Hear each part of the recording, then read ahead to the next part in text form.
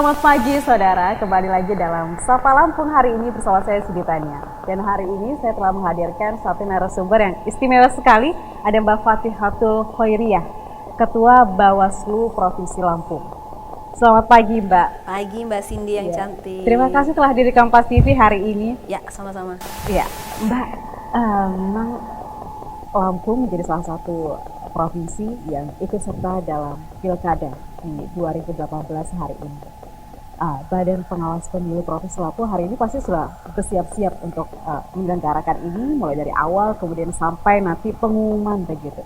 Dan sejauh ini apa saja Mbak persiapan Bawaslu? Udah banyak banget ya, karena ini kan Pasti. udah masuk tahapan kampanye.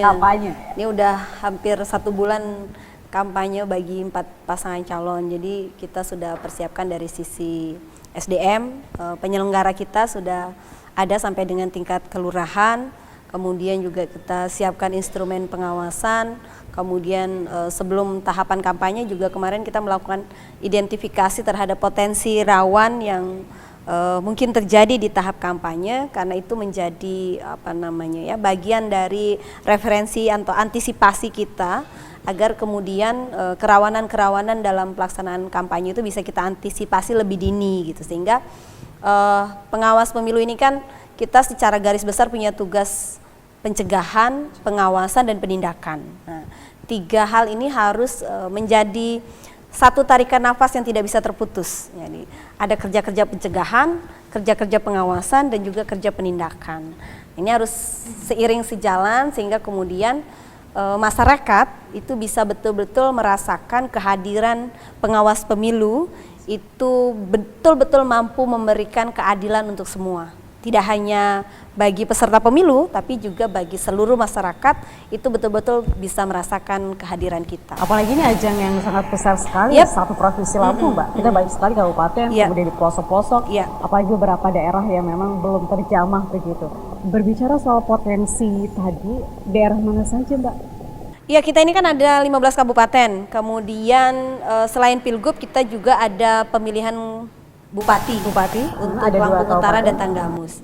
Jadi identifikasi awal kita daerah-daerah yang berpotensi terjadi kerawanan itu yang pertama Lampung Utara karena dia beririsan dengan Pilkada Bupati, kemudian juga Tanggamus, kemudian Bandar Lampung menjadi salah satu potensi ya ternyata. Karena ada wali kotanya yang menjadi calon gubernur, kemudian Lampung Timur karena bupatinya menjadi calon wakil gubernur, kemudian Lampung Tengah bupatinya menjadi calon gubernur, dan juga ini kan 4 pasangan calon ini yang sekarang termasuk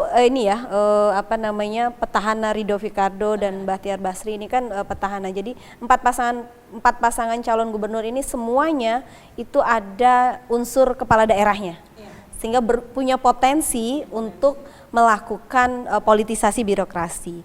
Dan memang dari identifikasi kita dari tahap pra penetapan itu sudah banyak sekali netralitas ASN yang kita tangani. Ada kurang lebih 27 pelanggaran netralitas ASN yang kita sudah teruskan ke Komisi ASN.